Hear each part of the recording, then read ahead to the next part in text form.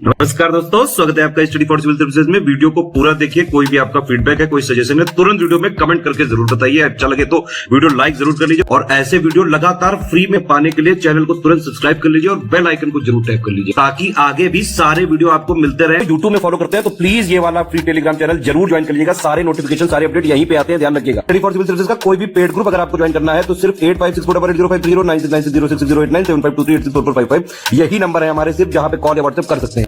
Instagram पे हमारा page जरूर फॉलो कर लीजिएगा, studyforcivil.services है। ट्विटर पे हमको जरूर फॉलो कर लीजिएगा, @studyforcivils है। सारे क्वेश्चन अटेम्प्ट करिए और स्कोर अपना तुरंत कमेंट करके बताइए। दोस्तों नमस्कार, स्टडी फॉर सिविल सर्विसेज में आप सभी का स्वागत है। यूपी पीएससी प्रीलिम्स एग्जामिनेशन जो 2024 का होगा उसके लिए हम लगातार अभी से ही पेड क्विज के वीडियो फॉर्मेट में क्वेश्चन आंसर्स को देख रहे हैं। ठीक है, काफ़ी कह लीजिए एक्सपेक्टेड क्वेश्चंस हैं जो एग्जामिनेशन में डायरेक्टली या फिर इनडायरेक्टली पूछे जाने की संभावना है, तो इसको आप फॉलो करें। ठीक है, और यहाँ पे हम अगला वीडियो देखेंगे। और अगर आप हमारे ये जो यूपीपीएससी के पेड कोर्सेज हैं उसमें एडमिशन भी लेना चाहते हैं अपनी पूरी तैयारी के लिए, तो डिस्क्रिप्शन बॉक्स में देखिए कॉन्टैक्ट डिटेल्स हैं, उस पर कॉन्टैक्ट करिए, आपको वहाँ से पूरी इन्फॉर्मेशन दे दी जाएगी और आप एडमिशन ले सकते हैं। तो बिना किसी देरी के पहला क्वेश्चन आज का देखेंगे, स्टार्ट करते हैं। कहा जा रहा है 30 और 31 अगस्त 2023 को भारत अफ्रीका अंतर्राष्ट्रीय बाजरा सम्मेलन किस देश में आयोजित किया जाएगा। तो यहाँ पे एक चीज़ ये ध्यान दीजिएगा, इंटरनेशनल ईयर ऑफ मिलेट्स, ठीक है, इसको घोषित किया गया था किसको, 2023 वर्ष को। ठीक है, ये ध्यान रखिएगा, ये शायद अभी किस एग्जामिनेशन में पूछ भी लिया गया था। ठीक, तो यहाँ पे यूएन के द्वारा कुछ ईयर्स को डेजिग्नेट किया जाता है कुछ स्पेसिफिक पर्पस के लिए, तो उसी में से इंटरनेशनल ईयर ऑफ मिलेट्स 2023 जो है वो चल रहा है। तो उसी क्रम में भारत की जो मिनिस्ट्री ऑफ एग्रीकल्चर है और ये आपका केनिया का जो मिनिस्ट्री ऑफ एग्रीकल्चर है उस देश का, तो इन दोनों के कोलैबोरेशन से एक इंडिया अफ्रीका मिलेट्स कॉन्फ्रेंस आयोजित की जाएगी 30 से 31 अगस्त 2023 में ही केनिया में ही। ठीक, तो ध्यान रखेंगे विकल्प बी। 6 से 14 जुलाई 2023 तक इमर्जिंग पीस मेकर्स फोरम, इसका दूसरा संस्करण कहाँ पर आयोजित किया गया ये बताना है। तो देखिए एक ऑर्गेनाइजेशन है मुस्लिम काउंसिल ऑफ एल्डर्स और एक दूसरी बॉडी है World Council of Churches and Rose Castle Foundation. तो इनके कोलैबोरेशन से ये बेसिकली पीस कीपिंग की दिशा में है ना एक प्रकार का आयोजन है, तो जिसमें कुछ यंग मतलब एज के लोग जो हैं वो सम्मिलित होते हैं, तो उसी से संबंधित ये एक कॉन्फ्रेंस टाइप का है। तो इसका पहला एडिशन हुआ था 2017 में लंदन में। ठीक है, और अभी रिसेंटली जो है दूसरा हुआ है, तो इस तरह की न्यूज़ भी कई बार कवर कर ली जाती हैं। तो दूसरा वाला जो आयोजित हुआ है ये जेनीवा में हुआ है। ठीक है, तो ध्यान रखेंगे लोकेशन है ना, इतने मतलब लोकेशन की ही इंपॉर्टेंस है इसमें, इसको ध्यान रखेंगे। नेक्स्ट है हाल ही में ब्रिटिश ग्रैंड प्रिक्स 2023 किसने जीता है। तो ये जो ये होता है ना आपका रेसिंग वाला गेम जो होता है फार्मूला रेसिंग, ठीक है, तो उसी का आयोजन है ये। तो इसको जीता है ये मैक्स वर्स्टैपेन ने। ठीक है, ऑप्शन सी को चुनेंगे। हाल ही में किस संस्थान के शोधकर्ताओं ने हिंद महासागर में गुरुत्वाकर्षण होल की खोज की है। तो इंडियन ओशन रीजन में अभी रिसेंटली ये इंडियन इंस्टीट्यूट ऑफ साइंस जो बेंगलोर में है, यहाँ के साइंटिस्ट ने एक ग्रेविटी होल जो है इसकी कह लीजिए डिस्कवरी की है। बेसिकली क्या है, एक ऐसा रीजन है कि जहाँ पे ग्रेविटेशनल पुल जो होता है सिग्निफिकेंटली कह लीजिए लोअर है कंपेरिजन टू जो उसके अदर एरियाज हैं। ठीक है, इस न्यूज़ को थोड़ा डिटेल में हो सके तो सर्च करके पढ़ लीजिएगा। तो यहाँ पे विकल्प हम बी को चुनेंगे। कनाडा ओपन बैडमिंटन 2023 में पुरुष एकल का खिताब किस भारतीय खिलाड़ी ने जीता है। तो इसमें ध्यान रखेंगे बैडमिंटन का चैंपियनशिप है कनाडा ओपन और इसमें भारत की तरफ से जो है लक्ष्य सेन जो है इन्होंने जीता है और इन्होंने ये चाइना के एक प्लेयर हैं ली शिंग करके उनको हराया था। नवंबर मंथ यानी कि नवंबर के महीने में वर्ल्ड हिंदू कांग्रेस 2023 कहाँ आयोजित किया जाएगा। तो एक संस्थान है वर्ल्ड हिंदू फाउंडेशन करके, उनके द्वारा अभी रिसेंटली अनाउंस किया गया था कि जो तीसरी ये कॉन्फ्रेंस है जो है विश्व हिंदू सम्मेलन, इसको हिंदी में जो है कह रहे हैं, तो इसका आयोजन होगा इस बार जो है यहाँ बैंकॉक में। ठीक है, थाईलैंड, विकल्प ए को चुनेंगे। नवंबर मंथ हो सके तो ध्यान रखिएगा। ये बड़ा इंपॉर्टेंट क्वेश्चन है, इसको ध्यान से देखिएगा। हाल ही में किस देश ने अपना स्वदेशी open source desktop operating system जारी किया है जिसे ओपन काइलिन नाम दिया गया है? तो जैसे आप कंप्यूटर्स यूज़ करते हैं तो उसमें जो ऑपरेटिंग सिस्टम होता है मोस्टली या तो आप विंडोज़ यूज़ करते हैं या फिर जैसे एप्पल का है वो ये मैक वाला यूज़ करते हैं, ठीक है। तो क्या है कि अब इसमें डोमिनेंस यूएस की ज़्यादा है क्योंकि ये सारी की सारी यूएस बेस्ड कंपनी है। तो उसी से डिपेंडेंसी को कम करने के लिए चाइना ने जो है अपना एक ऑपरेटिंग सिस्टम लॉन्च किया है जिसका नाम है ओपन काइलिन 1.0, ठीक। ध्यान रखेंगे, इंपॉर्टेंस है, मतलब इसका काफ़ी रहेगा आने वाले दिनों में। तो यहाँ पे सी को चुनेंगे और हो सके तो थोड़ा ओपन सोर्स का कॉन्सेप्ट जो होता है ना, इसको देख लीजिएगा थोड़ा। हाल ही में किस देश ने भारत को स्टील्थी यूनिकॉर्न नोरा 50 इंटीग्रेशन मास्ट, इस पूरे नाम को देखेंगे, इसको निर्यात करने की घोषणा की है? तो ये बेसिकली जापान एक्सपोर्ट करेगा इंडिया को। ये एक प्रकार की टेक्नोलॉजी है जो कि मोस्टली इसमें देखेंगे जो शिप्स वगैरह होते हैं उसमें यूज़ किया जाता है। इसकी जो जैसे कि रेडार में ये हमारे शिप हैं वो नहीं आए हैं, ठीक है। तो एक तरीके की कह लीजिए जो सीक्रेसी या हमारे कोई भी शिप की जो गुप्त क्षमता है ना, किसी के रेडार सिस्टम या ट्रैकिंग सिस्टम में आने की वो कम हो जाती है। तो उसी से संबंधित एक ये प्रणाली है जो कि जापान एक्सपोर्ट करेगा इंडिया को। हिस्टोरिकल बुक्स अक्सर पूछी जाती हैं, उसमें से एक है द फिलॉसफी ऑफ बॉम्ब, है ना। ये बॉम्ब होता है बेसिकली BOMB।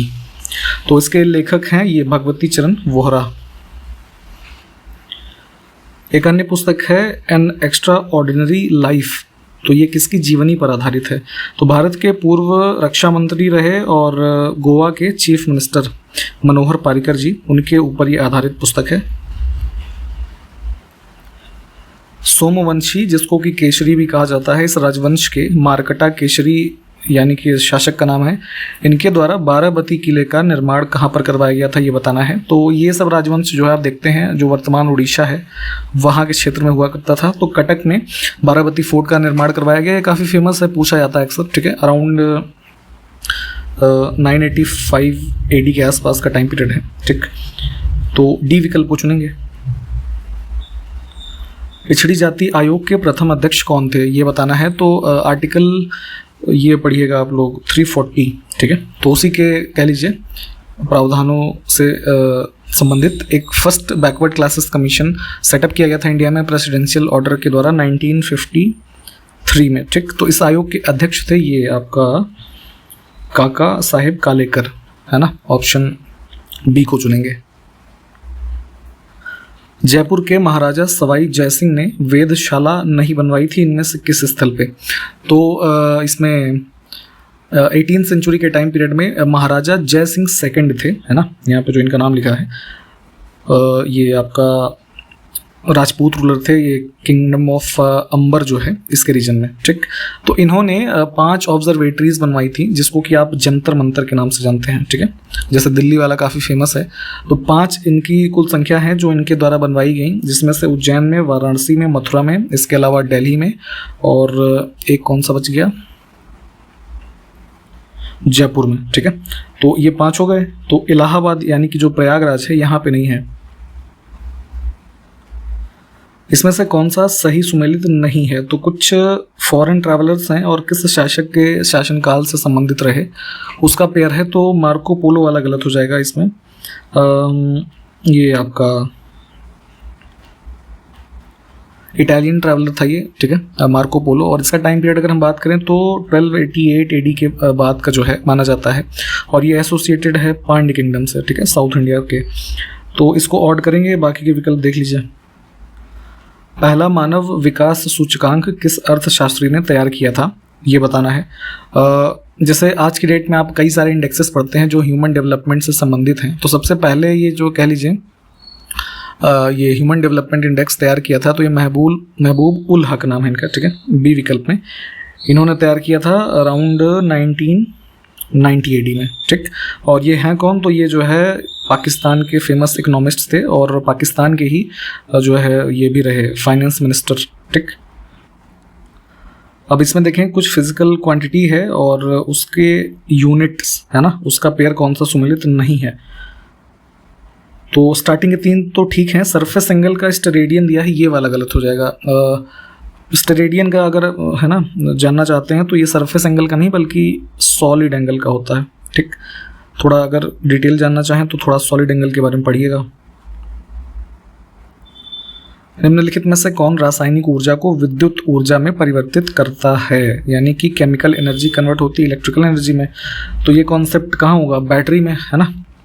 आप ये बैटरी के बारे में पढ़ते हैं कि कुछ जो हमारे इसमें कंपाउंड एसिड्स हैं वो आपको एनर्जी प्रोड्यूस करते हैं और आप उससे इलेक्ट्रिकल एनर्जी प्राप्त करके, जैसे मान लीजिए कोई एग्जांपल ले लीजिए, घड़ी का ले लीजिए, है ना। तो आपकी घड़ी को एनर्जी दे रही है, उससे घड़ी आपकी चलती है आगे।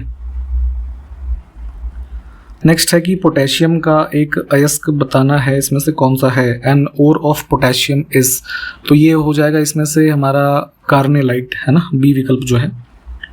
और ये इससे भी एसोसिएटेड है, मतलब कई बार मिलेगा कि ये किसका और है, तो ये मैग्नीशियम का भी होता है। अब इसमें देखें फिर से क्या सुमेलित नहीं है, क्या है हमारे पास यूनिट, है ना, किस यूनिट में हम क्या मापते हैं वो लिखा हुआ है। तो इसमें भी स्टार्टिंग की चीज़ें ठीक है। एटमॉस्फेरिक प्रेशर के लिए हम यूज़ करते हैं क्या, पास्कल, ठीक है। और अगर गॉस की बात करें तो इसको आप एसोसिएट कर सकते हैं किसको मेजर करने के लिए, जो आपका ये मैग्नेटिक इंडक्शन या फिर मैग्नेटिक फ्लक्स कह लीजिए, है ना। नेक्स्ट है हाली पद्धति इसमें से किस चीज़ से संबंधित थी। तो मिडिवल टाइम, है ना, या उससे थोड़ा पहले भी देखेंगे तो हाली सिस्टम को यूज़ करते थे, या हाली टर्म को यूज़ करते थे बॉन्डेड लेबर को जो है संदर्भित करने के लिए। बेसिकली इसमें क्या होता था कि हाली सिस्टम में कोई एक पर्टिकुलर व्यक्ति एक बॉन्डेड लेबर की तरह, बंधुआ मजदूर जिसको कह सकते हैं आप, है ना, की तरह काम करता था किसी अन्य व्यक्ति के खेतों में, ठीक। और जैसे इसके लिए अन्य शब्द जैसे होते हैं ये बेगार, है ना, या सागरी भी बोलते थे, ठीक है, या जीथम बोलते थे। ये कई सारे टर्म हैं, हो सके तो सबको ध्यान रखेंगे। अंतिम मुगल बादशाह औरंगजेब के बारे में बात हो रही है कि उसने दक्षिण में जिन 2 राज्यों को विजय किया वह कौन से थे। तो बीजापुर और गोलकुंडा को चुनेंगे हम, सी ऑप्शन को, ठीक है। ये काफ़ी मतलब देखेंगे स्टार्टिंग में, है ना, अपने फादर के टाइम पे ये इधर का ही जो है वो था, कह लीजिए गवर्नर था या कमांडर इन चीफ था इसी दक्कन के रीजन में। और अपने शासनकाल में इसके पतन के समय भी देखेंगे तो अपने इस मैक्सिमम जो रिसोर्सेज थे उसने दक्कन को रीजन को कॉन्कर करने में समाप्त किए। तो बीजापुर को एनेक्स किया गया जो है ये स्पेसिफिकली अगर ईयर की बात करें तो 1686 में, और गोलकुंडा की बात करें तो ये इसमें 1 साल बाद 1687 में, ठीक है। अब इसमें देखिए कुछ माउंटेनियस पासेस हैं और उसके रेफरेंस में क्या सुमेलित नहीं है। तो जैसे इंडिया में आप पढ़ते हैं, है ना, रोहतांग पास हो गया, सेला पास हो गया, ये सब जो तमाम हैं, तो उसी प्रकार से ये इंटरनेशनल जो यहाँ पे पासेस हैं उसमें से स्नेक पास के लिए चाइना लिखा है, ये गलत हो जाएगा। ये इसको अगर एसोसिएट करना चाहेंगे आप तो लोकेशन इसकी इंग्लैंड है, यूरोप में। इसमें देखें क्या सुमेलित नहीं है। कुछ ब्रिटिश टाइम पीरियड के इवेंट्स हैं जिसके ईयर लिखे हुए हैं। तो कलकत्ता में एक मुस्लिम मदरसा कह लीजिए इस्टेब्लिश किया गया था फॉर द पर्पस ऑफ ये स्टडी ऑफ मुस्लिम लॉज और जो रिलेटेड सब्जेक्ट्स थे उनसे, उसके लिए। तो ये 1780 में इस्टेब्लिश किया गया था, है ना। कई बार 80 या 81 भी मिलता है, एक बार इसको कंफर्म करें। और वॉरेन हेस्टिंग्स को जानते होंगे आप, इनके टाइम पीरियड का है। तो पहला ही गलत था, बाकी के जो है वो ठीक है।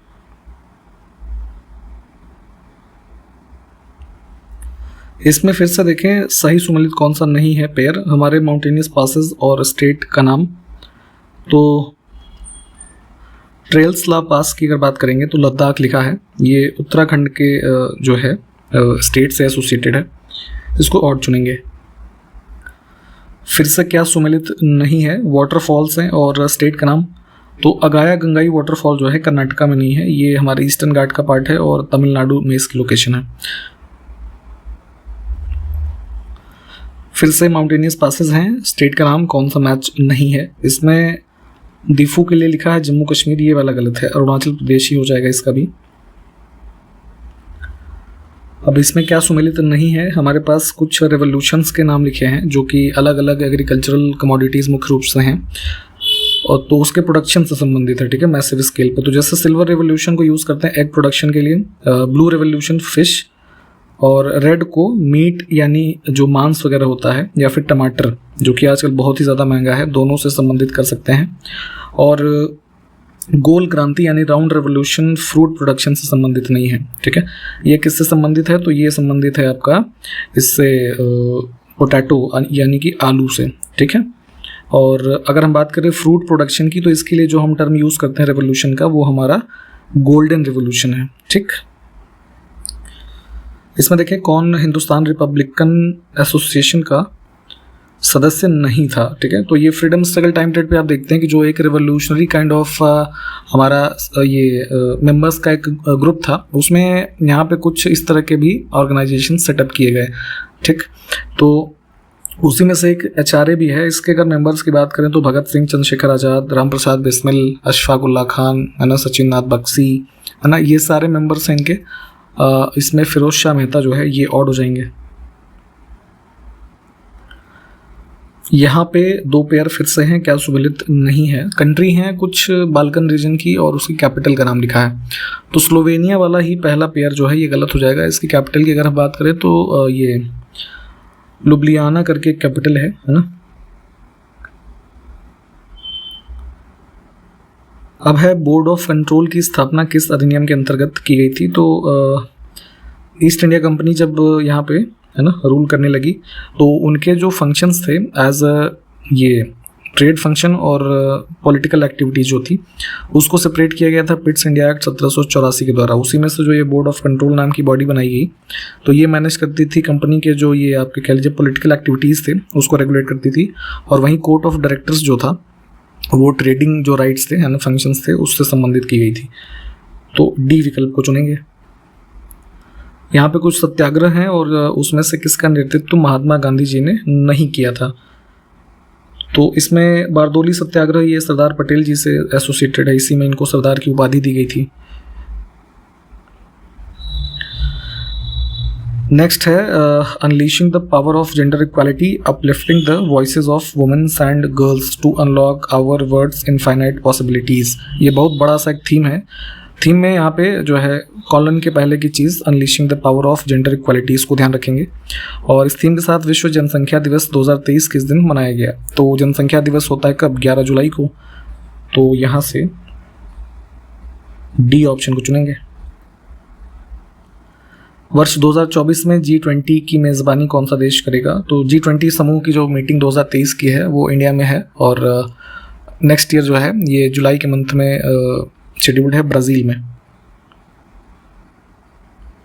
41वें लोकमान्य तिलक राष्ट्रीय पुरस्कार से किसको सम्मानित किया जाएगा ये बताना है। तो लोकमान्य तिलक जी की 103वीं इस पे डेथ एनिवर्सरी पे 1 अगस्त को यहाँ पे ये लोकमान्य तिलक नेशनल अवार्ड जो है दिया जाएगा प्रधानमंत्री मोदी को, ठीक है। तो ध्यान रखेंगे। उत्तर प्रदेश के किस जिले में लगभग 232 करोड़ रुपए की लागत से नाथ नगरी कॉरिडोर बनाया जाएगा? ठीक है, नाम से कंफ्यूज मत होइएगा कि नाथ लगा है तो शंकर जी से संबंधित पॉपुलर स्थान जैसे बनारस वगैरह हुआ है ना, ऐसा नहीं है। अभी इसमें अप्रूव किया गया है इसका DPR और इसमें ये नाथ नगरी कॉरिडोर जिसमें मंदिरों का ये कह लीजिए सौंदर्यीकरण और सड़कों का जो एक्सपेंशन वगैरह ये सब चीज़ें होंगी बरेली में। हाल ही में अमेरिका यानी कि US की बात हो रही है और किस अन्य देश ने अवैध और खतरनाक दवाओं के अंतर्राष्ट्रीय शिपमेंट को रोकने के लिए ऑपरेशन बॉर्डर स्वॉर्ड है ना, इसका नाम हो सके तो ध्यान रखिएगा, इसको चलाया। तो बेसिकली इंडिया और US का जॉइंट ऑपरेशन है जिसमें मल्टीपल एजेंसीज इंगेज्ड हैं और क्रॉस बॉर्डर जो इंटरनेशनल मेलिंग सिस्टम के थ्रू जो हमारे ये जो डेंजरस ड्रग्स हैं और अन्य डिवाइसेस हैं, केमिकल्स हैं, ठीक है, इन सबको रोकने का कार्य इसमें किया जा रहा है।